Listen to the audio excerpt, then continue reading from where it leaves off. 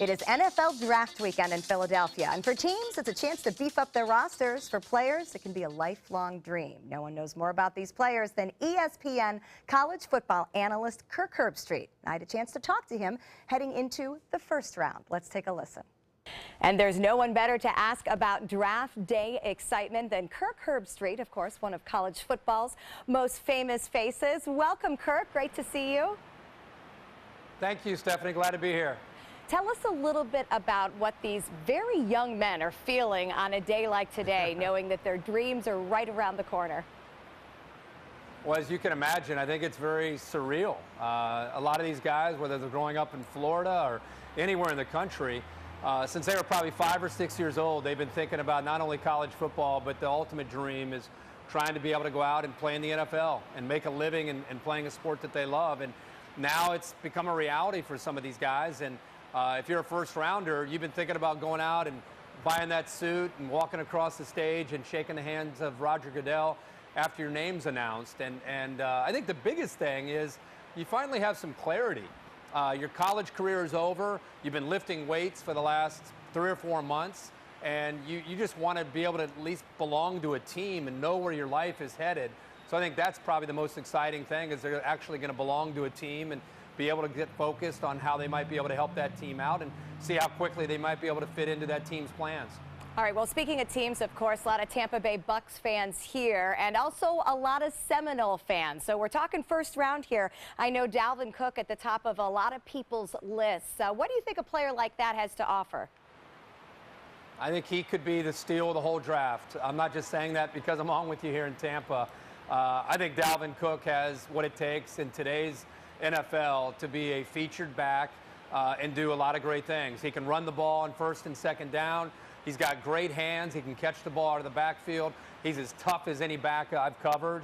I've been following this guy since he was a true freshman when he came out of Miami and played for the Seminoles and helped them get to a national championship game. And the guy just has one of those kind of competitive spirits that you want on your team.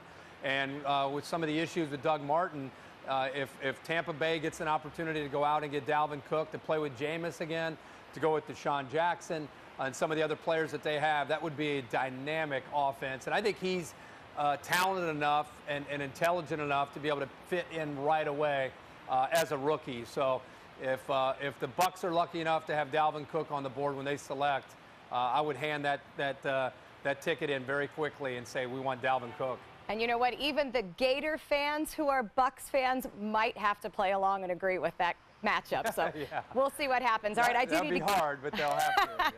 You got to cross over eventually. I got to give Gator fans a little time here. And actually, it's been a stressful week with Caleb Brantley. How do these off-field issues still play out on big weekends like draft? Yeah, that's a great question, Stephanie, because, it depends on what the situation is, how much merit there is to it. You'd be shocked to see the investigative abilities of the NFL and these teams. They go deep. They talk to anybody and everybody to be able to really find out what the real deal is with a story. They don't just read something on Twitter or hear a story. They obviously do their due diligence because they're about to make a big investment. I was shocked to see that story, especially the timing of it. It seems like the last few years we've had more and more of this surfacing the week of the draft, which I think a lot of us kind of scratch our head as to wonder why these things come out the way they do. But they definitely have an impact depending on the merit and how much truth there is to these stories. Well, we certainly wish all these young men the best of luck.